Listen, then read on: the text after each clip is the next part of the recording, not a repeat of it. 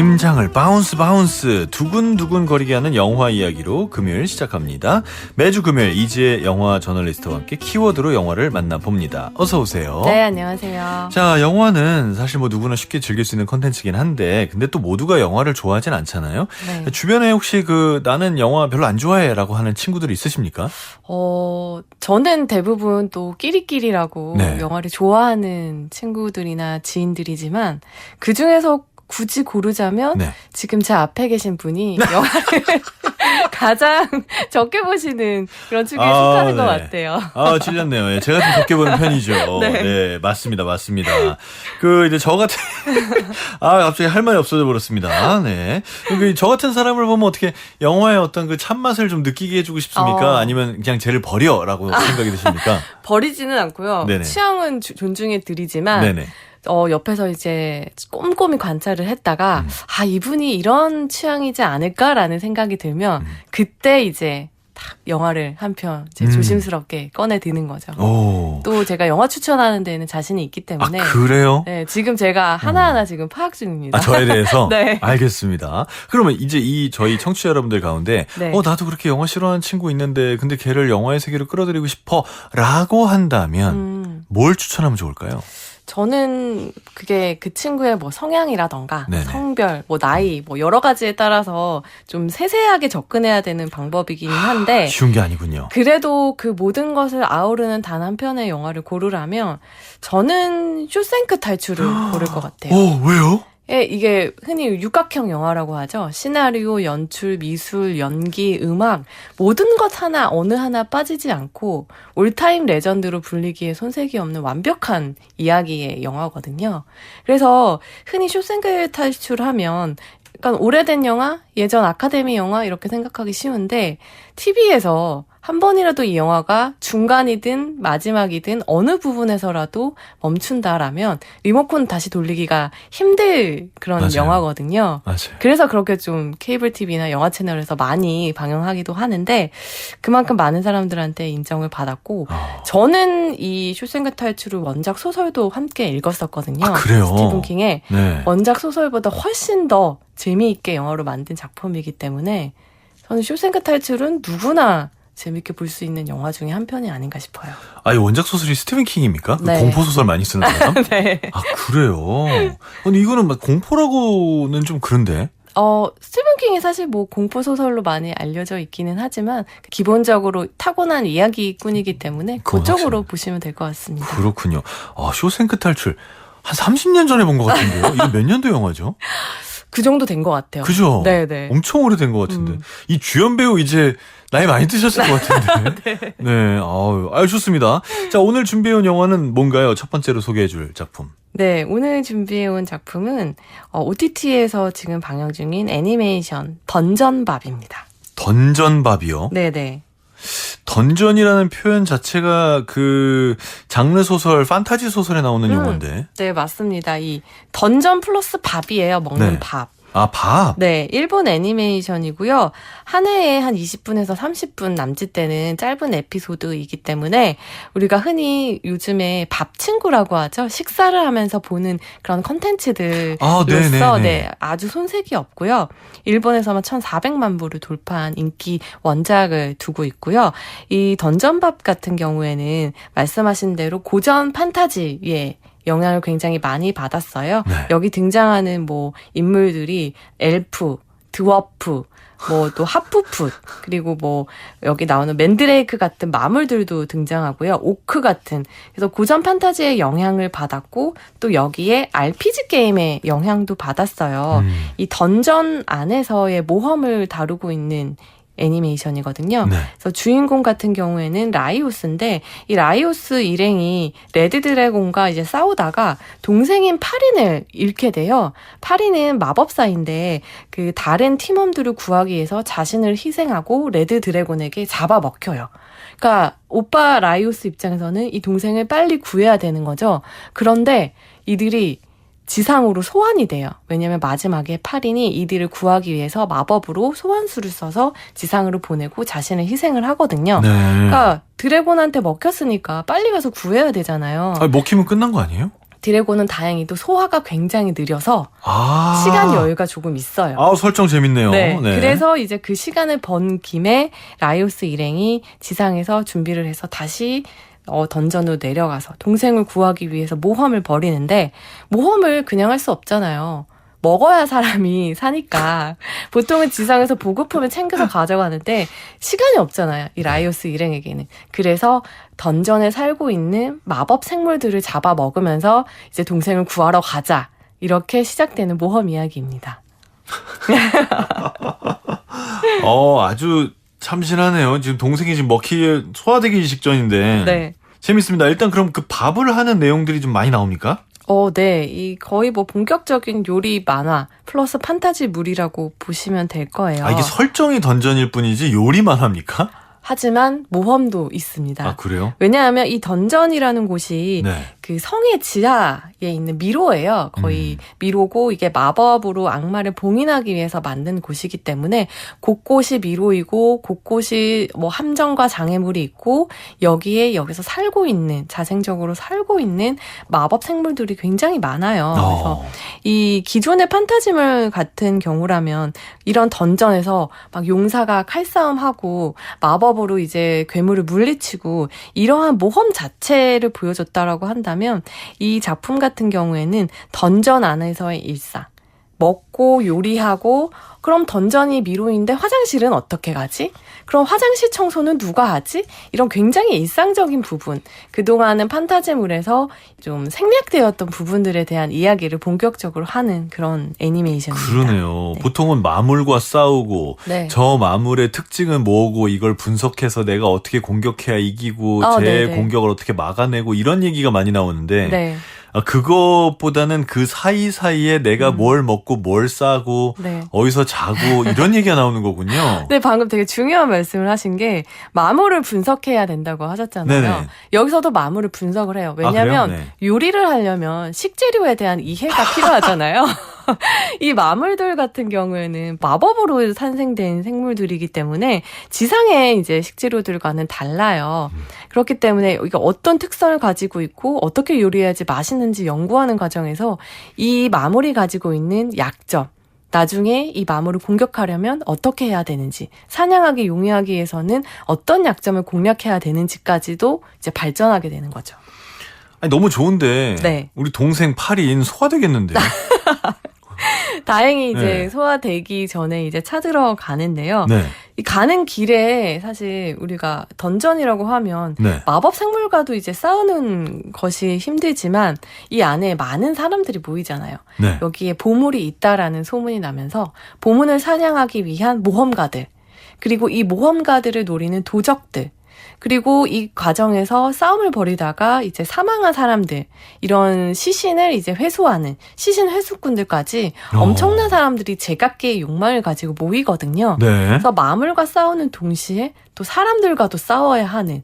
그래서 마음 편히 이제 웃으면서 재밌게 보다가 좀 깊은 생각을 하게 되는 그런 순간들이 나오는 것이 이 작품의 좀 묘미라고 할 수 있을 것 같아요. 그렇군요.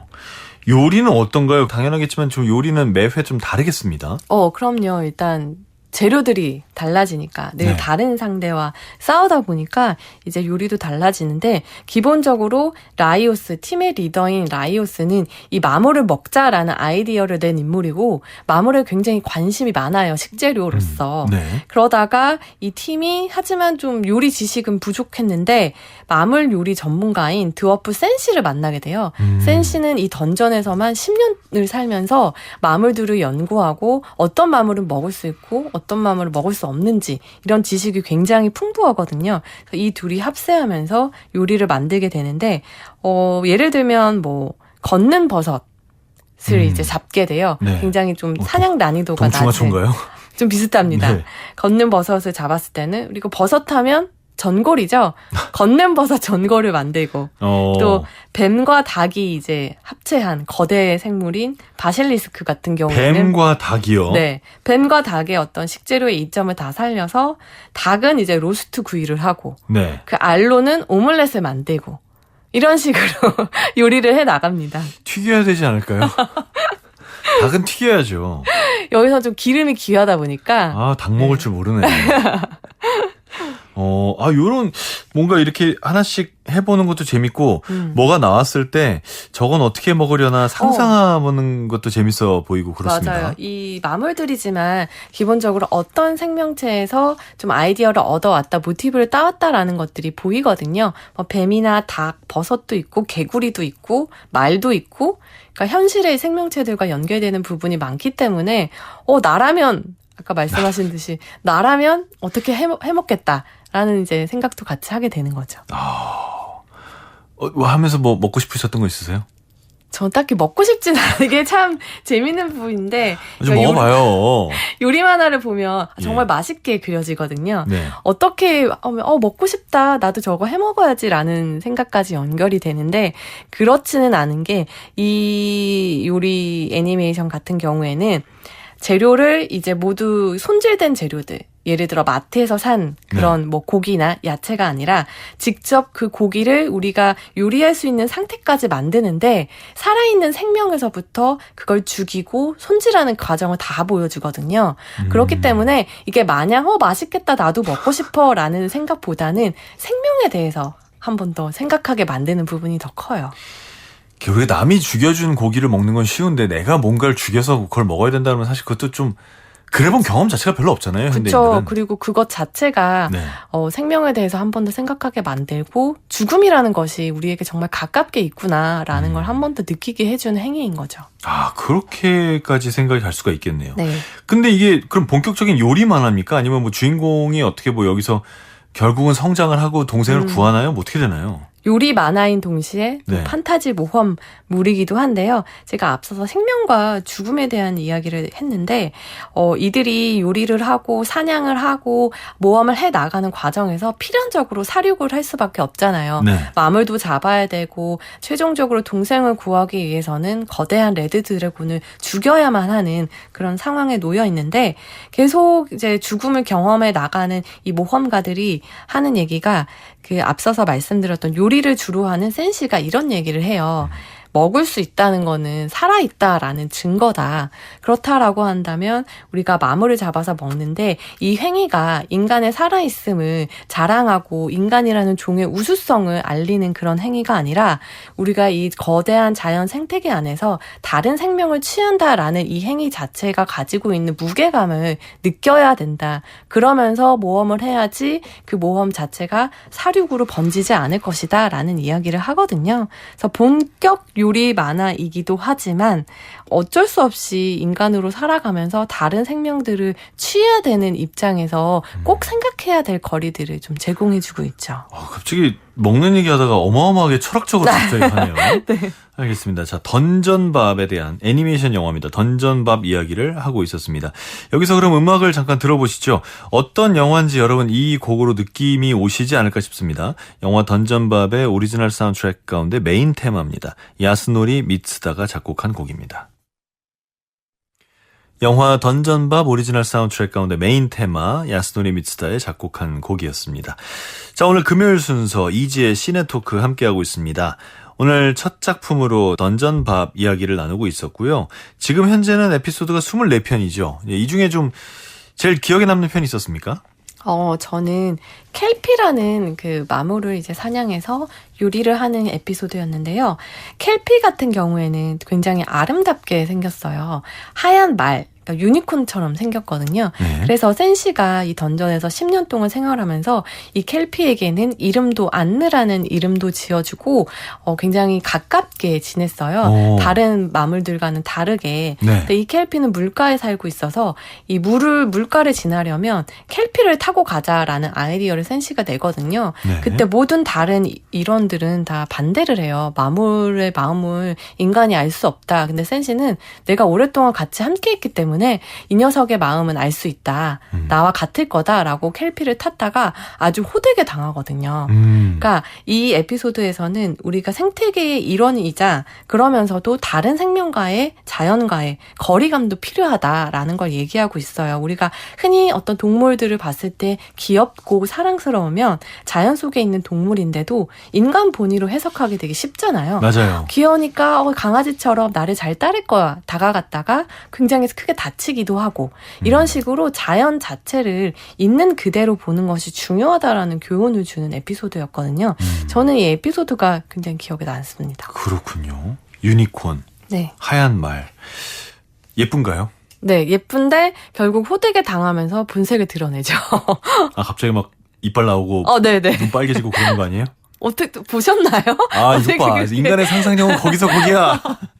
아, 그렇게 되나요, 진짜로? 네. 알겠습니다. 근데 전 사실 이런 얘기 되게 많이 들었어요. 옛날에 그 정글의 법칙이라는 프로 있었잖아요. 그거 갈 때도 네. 뭐 거기에 되게 조그맣고 귀엽고 너무너무 예쁘게 생긴 원숭이가 있어서 쓰다듬으려고 하는데 손가락 물고 도망가고. 굉장히 위험한 네, 상황이죠. 그런 얘기들 하더라고요. 네. 던전법에 대한 전체적인 평을 해주신다면요. 이 애니메이션 같은 경우에는 우리가 생태계에서 위치한 인간의 자리를 깨닫게 하고 네. 생명을 어떻게 대해야 하는지를 요리를 하는 과정을 통해서 알려준다라는 점에서 네. 재미와 의미 다 잡고 있는 그런 이야기라고 생각을 하는데 예를 들면 라이오스 일행이 거대 개구리를 만나요. 그래서 네. 거대 개구리를 사냥해야 되는데 자신들을 위협을 하니까 거대 개구리를 죽이고 나서 이제 그럼 우리가 먹어보자. 살코기가 많으니까. 네. 그래서 이제 해체를 하기 시작을 해요. 음. 근데 살코기만 먹고 나머지 이제 잔해들을 버릴 수도 있잖아요. 네. 근데 센시는 그렇게 하지 않고 이 거대 개구리의 가죽부터 뼈, 살코기까지 모두 낭비 없이 활용해야 된다. 우리가 이것들을 낭비해서는 안 된다. 이게 한때는 생명이었던 것이기 때문에 우리가 이 생명을 취할 때는 하나도 아낌없이 다 활용하고 그걸 감사히 여겨야 된다라는 얘기를 하거든요. 네. 그러니까 일종의 생태계를 망가뜨리지 않고 생태계를 최대한 낭비하지 않고 필요한 만큼의 식량을 취해야 된다라는 네. 이야기를 하는데 사실 지금의 우리에게는 식재료라는 것이 너무나 귀하지 않잖아요. 너무나 많이 널려 있고 손만 뻗으면 잡을 수 있고 그렇기 때문에 낭비하게 되고 뭐 예를 들어 음식도 남기게 되고 그냥 아무렇지 않게 어떤 생명을 그냥 버리는 행위가 너무나 익숙해진 거죠. 그런 인간의 행위에 좀 경종을 울리는 말이었던 것 같아요. 그 뼈는 그럼 어떻게 하나요? 뼈는 국물로 육수를 우려냅니다. 그거 너무 한국 사람 스타일 아니에요? 곰탕을 끓인 겁니까? 아무래도 일본 애니메이션이다 보니까 판타지물이지만 요리법에 일본의 요리법이 많이 들어가요. 뭐 그거야, 뭐. 육수를 낸다거나 네. 이 살코기로는 뭐 커틀릿을 만들죠. 돈가스 같은 음식을 만들기도 하고요. 그런 또 재미도 있습니다. 알겠습니다. 자, 던전밥 요 정도 얘기하셨을 때 관심이 가시는 분들이라면 한번 찍먹 정도는 해보시라라고 말씀을 드리겠습니다. 던전밥에서 뽑아낸 키워드로 두 번째 영화 한번 살펴보죠. 이번엔 어떤 작품입니까? 네, 카모메 식당이라는 영화를 준비했는데요. 이 영화도 일본 영화이고 카모메 식당 같은 경우에는 2007년에 개봉을 했는데 이 이후로 비슷한 컨셉의 일본 영화들이 쏟아집니다. 일종의 하나의 슬로우무비 시장을 개척했다라고 평가를 받는 작품인데요. 동명의 소설을 원작으로 하고 있고요. 이 카모메는 일본어로 갈매기라는 뜻이에요. 핀란드에 갈매기가 많은 동네에 일본 식당을 연 일본인 여성의 이야기인데요. 이 작은 일식당이다 보니까 핀란드 사람들한테는 낯설죠. 핀란드 음식을 파는 게 아니라 그냥 일본 가정식을 팔아요. 뭐 돈가스라던가 뭐 주먹밥 같은 음식들을 파는데요. 여기에 이제 일본으로부터 떠나온 사람들, 외로운 사람들이 하나 둘 모이게 되면서 따뜻한 온기를 채우게 되는 이야기입니다. 아, 그래요? 네. 그러면 이렇게 모여드는 사람들 한 명 한 명의 사연이 좀 다 다르겠군요. 네. 일단 일본을 떠나왔다라는 공통점은 있어요. 사치에가 주인공인데요. 사치에가 처음 이제 이 연을 맺게 되는 손님은 토미라는 핀란드 청년이에요. 근데 토미는 일본 문화에 대해 관심이 많고 또 사치에가 우연히 서점에서 만나게 되는 미도리 같은 경우에는 그냥 떠나고 싶어서 지도에서 아무 곳을 찍었는데 그게 핀란드여서 오게 된 인물이고요. 그 다음에 이제 합류하게 되는 마지막 3인방 중에 한 명이 마사코는 오랫동안 간병하던 부모님을 여의고 핀란드로 여행을 오게 된 인물인 거죠.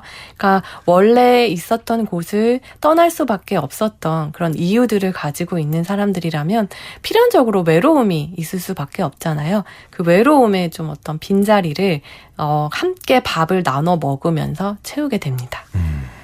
뭔가 커다란 사건이 있는 건 아니겠네요. 다 어떤 사람들의 회상이나 네. 자기의 어떤 경험을 얘기하는 그런 씬이겠어요. 네, 좀 뭐 사건이나 빌런은 전혀 없고요. 카모메 식당이라는 곳에 모인 사람들이 어떤 외로움을 가지고 있는지, 어떤 사연을 가지고 있는지를 천천히 보여주고, 그 사연들에 대한 처방으로서 사치에가 내놓는 것은 맛있고 따뜻한 커피라든지 자신이 손으로 직접 쥐어 만든 주먹밥 같은 음식이거든요. 그래서 다 같이 도란도란 이렇게 모여 앉아서 그 음식을 나누어 먹으면서 다시 일상을 회복할 그런 힘들을 얻게 되는 과정을 보여주는데, 우리가 그렇잖아요. 힘들다가도 엄마가 차려주신 따뜻한 쌀밥 한 숟갈에 눈물이 왈칵 나는 그런 경험이 있는 것처럼 많이 공감할 수 있는 쉬운 이야기를 아주 천천히 풀어내고 있습니다. 그렇군요. 음식도 중요합니까? 아주 중요하죠. 그래요? 제가 슬로모비 시장을 개척했다라고 하는데 카모메 식당에서는 음식을 만드는 과정 그리고 먹는 과정을 아주 천천히 보여줘요.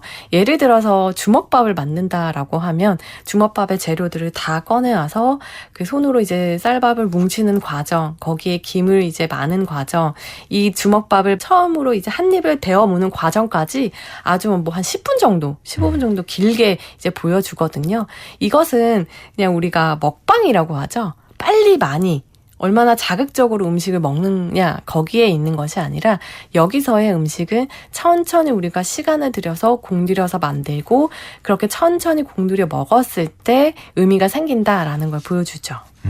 그럼 이제 라면처럼 빠르게 해서 먹을 수 있는 것보다는 네. 뭔가 음식에 공이 들어가는, 정성이 들어가는 이런 얘기인가요? 그렇죠. 평범한 음식인데도 정성 들여 하는 그런 쪽에 가깝죠. 뭐 기교를 부린다거나 네. 그런 음식들은 아니에요.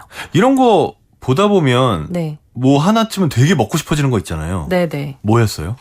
저 같은 경우에는 주먹밥이었는데. 아, 진짜요? 네, 그냥 흰밥에 안에 뭐 매실이나 연어 같은 것들을 넣은 평범한 주먹밥인데 많은 사람들이 그렇게 느꼈던 것 같아요. 이 영화가 개봉하고 나서 일본의 언론에서는 이 여기에 나온 음식들이 되게 다양하거든요. 돈가스도 있고 뭐 연어구이도 있고 그런데 다 맛있어 보이는데 그 중에서도 주먹밥은 특히 행복이라는 것을 꽉 쥐어서 형태로 만든 것처럼 인상적이었다라는 평을 해요. 그래서 저도 저 하얀 공 같은 저 밥이 정말 꽉 쥐어서 행복이라고 내놓은 느낌을 받았거든요. 왜냐하면 가장 힘들었을 그 부모님을 이제 간병을 하다가 핀란드에 왔는데 짐까지 잃어버리고 앞으로 어떻게 살아야 할지 막막했던 인물이 처음으로 이제 요청하는 음식이 이 주먹밥이거든요.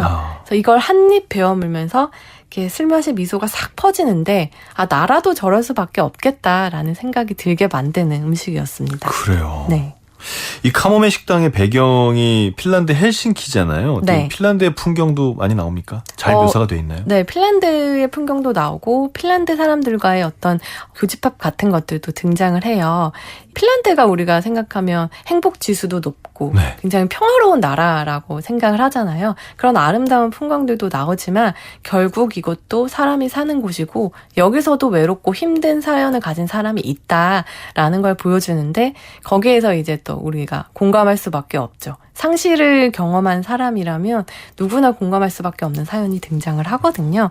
그것도 좀 많은 사람들에게 울림을 주지 않을까 싶습니다. 핀란드에 여행 간 느낌도 좀 느낄 수가 있겠어요, 그러면. 네, 사실 이 영화를 보고 나서 핀란드 여행 가신 분들 굉장히 많고 그래요? 반갑게도 이 카모메 식당 자리에 식당이 그대로 있거든요. 물론 일식당인가요? 메뉴는 달라요. 그래요? 메뉴는 다른데. 주먹밥 안 파나요? 네. 인테리어는 거의 비슷하게 유지하고 있는 식당이 있어서 이 식당도 영화 개봉하고 나서 굉장히 화제가 됐었습니다. 그렇군요. 네. 참 많은 사람들이 카모메 식당을 인생 영화라고 한다면서요? 네네. 왜 그러는 걸까요? 아무래도 저는 속도감에 좀 달려있지 않을까 싶어요. 느린 속도가? 네. 우리가 일상을 살다 보면 거의 뭐 경주하듯이 예를 들면 뭐 빠르게 달리는 고속버스를 타는 느낌이 들 때가 있는데 하루하루 일을 쳐내고 미션을 수행해 나가다 보면 근데 이 슬로우무비라고 불리는 이 카모메 식당 같은 경우에는 잠깐 휴게소에 내렸을 때 느끼는 그런 안도감, 내가 발을 땅에 붙이고 있는 그런 안도감을 느껴주게 하거든요. 이 속도감이 뭐 요리를 천천히 만들고 이런 보여주는 것에도 있지만 인물들이 가까워지는 속도감에도 영향을 미쳤어요.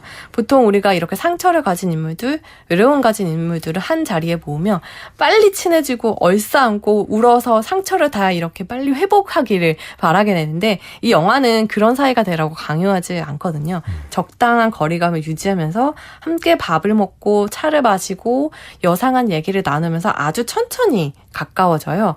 마치 이 영화에서는 돈가스가 등장을 하는데 돈가스를 갑자기 높은 온도에서 튀겨버리면 타고 속은 안 익잖아요. 맞아요. 천천히 은근하게 익혀야지 속까지 잘 익는데 좀 돈가스를 튀기는 그런 온도로 이제 사람들을 이제 천천히 가까워지게 하기 때문에 보면서 좀 마음에 걸리는 것들이 없죠. 그렇군요. 이 오기가미 나오코 감독의 작품들이 좀 다 이렇게 약간 느린가요? 네. 아, 그래요? 다 느립니다. 아, 그래요? 그리고 이 카모메 식당 이후에도 이 안경이나 토일렛 같은 영화들을 통해서 일본의 소박한 음식들을 통해서 가까워지는 사람들을 많이 묘사해 왔어요. 근데 저는 이 영화를 보시고 오기가미 나오코 감독에게 관심이 생겼다라고 한다면 하나 더 추천을 드린다면 가장 최근작인 강변의 무코리타라는 작품을 추천해 드리고 싶어요.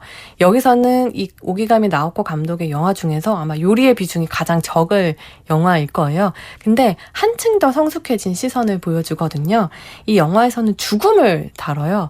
죽음을 다루고 있지만 이 음식과 함께 매일 밥을 먹는다라는 이 행위가 죽음과 동떨어지는 행위가 아니다라는 걸 좀 보여주거든요. 우리가 모두가 죽지만 결국에는 이렇게 하루하루 다른 사람들과 밥을 나눠 먹으면서 두 발로 땅을 딛고선 이 감각을 잊지 않는다라면 살아갈 수 있다라는 얘기를 하는데 이게 또 던전밥의 이야기랑도 좀 통하는 면이 있죠. 네.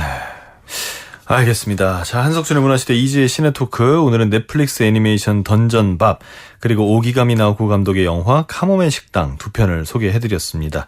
자, 이지 기자님 오늘도 말씀 고맙습니다. 네, 감사합니다. 저희가